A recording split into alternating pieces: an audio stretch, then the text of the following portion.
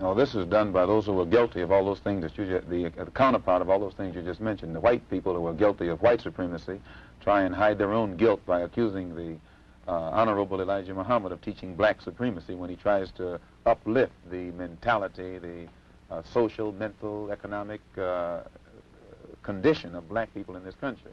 And Jews who have been guilty of exploiting the black people in this country economically, civically, and otherwise hide their guilt by accusing the Honorable Elijah Muhammad of teaching, of being anti-Semitic, simply because he teaches our people to go into business for ourselves and try and take over the economic leadership in our own community.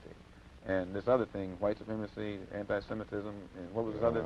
And hatred. And hatred. And since the white people collectively have practiced the worst form of hatred against Negroes in this country, and they know that they are guilty of it, now when the Honorable Elijah Muhammad comes along and begins to list the historic deed, the historic attitude, the historic behavior of the white man in this country toward the black people in this country, again, the white people are so guilty that they can't stop doing these things to make Mr. Muhammad appear wrong, so they hide their wrong by saying that he is teaching hatred. History is not hatred. Actually, we are Muslims because we believe in the religion of Islam. We believe in one God. We believe in Muhammad as the apostle of God.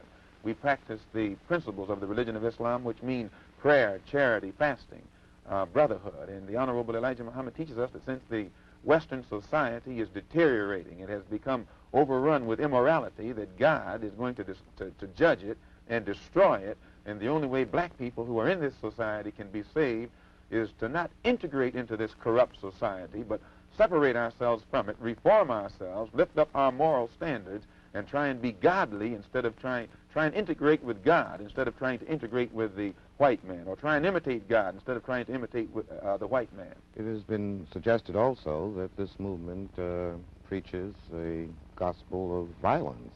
No, the black people in this country have been the victims of violence at the hands of the white man for 400 years.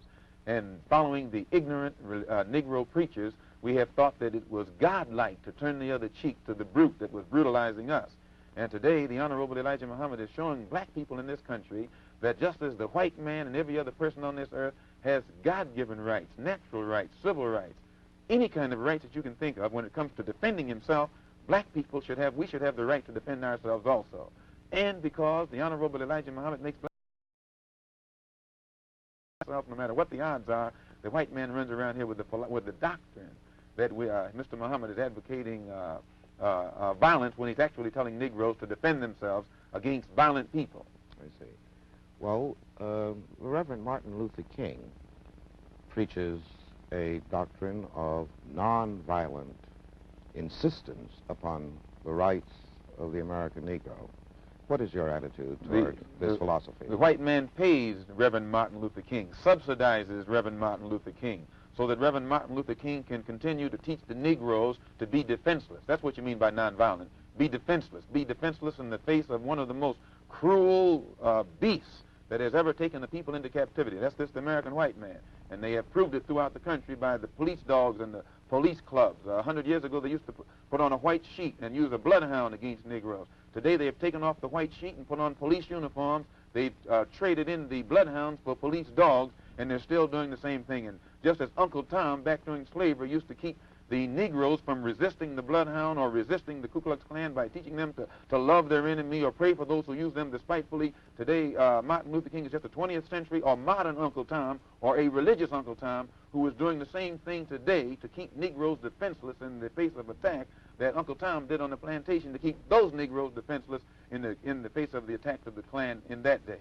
But the goal of Dr. King is full equality and full rights of citizenship for Negroes. The goal of Dr. Martin Luther King is to give Negroes a chance to sit in a segregated restaurant beside the same white man who had brutalized them for 400 years.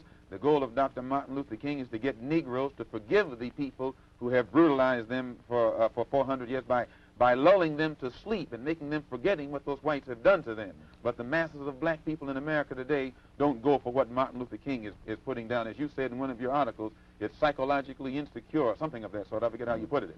But you didn't endorse what Martin Luther King was doing yourself. I do not reject his goals of full integration and full equality rights for American citizens. Do you reject these goals? If you don't think that he's walking on the right road, I'm quite sure you don't agree that he'll get to the right place. And if you would classify his method as psychologically unrealistic, I think that if a man's method is psychologically unrealistic, which means the road or the means or the method that he's using, I think as a psychologist, you would be very doubtful that he would reach the right goal. There is one correction, Mr. Malcolm, I'd like to make here. In that same piece that you're quoting from, I said that his methods are effective. His philosophy of love, of the oppressor, I thought, was psychologically burdensome. But I would be more interested in your goals. What are the goals of the movement which you represent so effectively? Just as you said in the same article, see, Mr. Muhammad is trying to get us on God's side, so God will be on our side and help us to fight our battles against a very vicious, deceitful, hypocritical enemy. And this is why Mr. Muhammad put so much stress upon moral reformation. That when Negroes stop getting drunk, when Negroes stop fornicating and committing adultery, when Negroes stop being addicted to drugs and these things that destroy the moral fiber and the morale of the Negro, then our people will be able to get together and unite in harmony and unity and get our own problems solved. Toward what end would you want our people united? What would you Toward being on God's side. The Honorable Elijah Muhammad teaches us that God now is about to establish a kingdom on this earth based upon brotherhood and peace. And the white man is against brotherhood, and the white man is against peace. His history on this earth has proved that. Nowhere in history has he been brotherly toward anyone. The only time he's brotherly toward you is when he can use you, when he can exploit you, when he can oppress you, when you will submit to him. And since his own history makes him unqualified to be an inhabitant or a citizen in a kingdom of brotherhood, the Honorable Elijah Muhammad teaches us that God is about to eliminate that particular race from this earth. So since they are due for elimination, we don't want to be with them. We're not trying to integrate with that which we know has come to the end of its rope. We're trying to separate from it and get with something that's more lasting, and we think that God is more lasting than the white man. So in effect, Minister Malcolm, your movement does not share the integration goals of the NAACP, CORE, Martin Luther King's movement, and the student nonviolent movement. You don't integrate with a sinking ship. You don't do anything to further your stay aboard a ship that you see is on its way down to the bottom of the ocean. Moses tried to separate his people from Pharaoh, and when he tried, the magicians tried to fool the people into staying with Pharaoh. And we look upon these other organizations that are trying to get Negroes to integrate with this doomed white man as nothing but modern-day magicians, and the Honorable Elijah Muhammad as the modern-day Moses who's trying to separate us from the modern-day Pharaoh. Well, do you feel that the Negroes who are attempting to influence the policies and actions of our federal government, the Attorney General, the President of the United States, are When James Baldwin recently had a conference with Robert Kennedy, he took Lena Horne, who's married to a white man, Lorraine Hansberry, who's married to a white man, Belafonte, who's married to a white woman, Edwin Berry of the Urban League, who's married to a white woman. Now, and whenever you have a group of black people sitting down with a white man supposed to represent the black masses, you can never get anybody who's involved in any intermarriage in any kind of situation who will be qualified to represent themselves as spokesmen for the black masses in this country. They were representing their own personal desires. They want to mix and mingle so that they can take their wife. They can go any of these places with their wife. They're involved in a mixed marriage.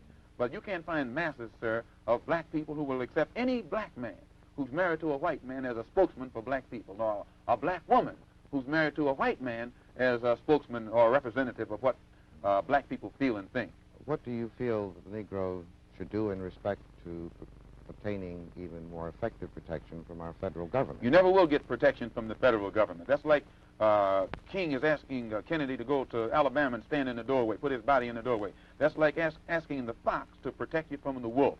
And now the masses of black people can see this, and it is only the Negro leadership, the bourgeois, hand-picked, handful of Negroes who think that they're going to get some kind of respect, recognition, or protection from the government. The government is responsible for what is happening to black people in this country.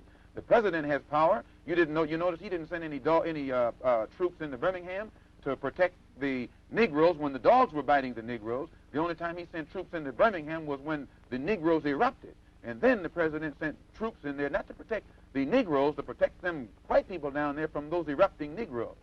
Well, are not Negro Americans citizens? If they were citizens, you wouldn't have a race problem. If the Emancipation Proclamation was authentic, you wouldn't have a race problem. If the 13th, 14th, 15th Amendment to the Constitution was authentic, you wouldn't have a race problem. If the Supreme Court desegregation decision was authentic, you wouldn't have a race problem. All of this is hypocrisy. And it is this hypocrisy that has been practiced by the so-called white, so-called liberal for the past 400 years that compounds the problem, makes it more complicated instead of eliminating the problem. Well, Minister Malcolm, what do you see as the future of the Negro in America? What do you think will be the culmination of the present thrust? Until the white man in America sits down and talks with the Honorable Elijah Muhammad, he won't even know what the race problem what makes the race problem what it is.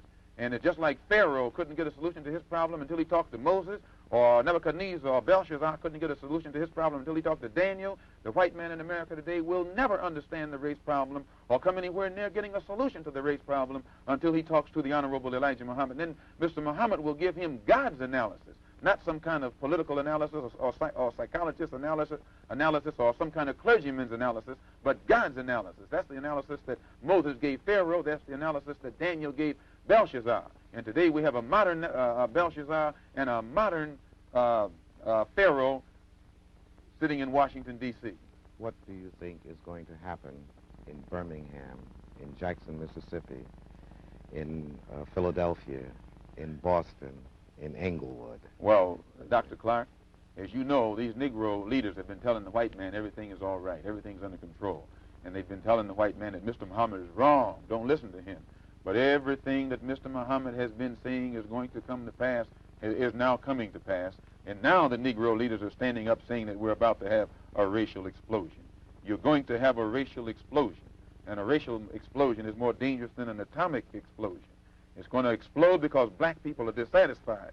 They're dissatisfied not only with the white man, but they're dissatisfied with these Negroes who have been sitting around here posing as leaders and spokesmen for black people and actually making the problem worse instead of making the problem better. What will be the consequence of this explosion? Anytime you put too many sparks around a powder keg, the thing is going to explode. And if the thing that explodes is still inside the house, then the house will be destroyed. But what will happen? So the Honorable Elijah Muhammad is telling the white man, get this powder keg out of your house. Let the black people in this country separate from you while there's still time. And if the black man is allowed to separate and go on onto some land of his own, where he can solve his own problems, then there won't be any explosion. And the Negroes who want to stay with the white man, let them stay with the white man. But those who want to leave, let them go with the Honorable Elijah Muhammad. As I understand your position, Minister Malcolm, the only thing that can save us from a catastrophic explosion is complete separation. Complete separation is the only solution to the black and white problem in this country.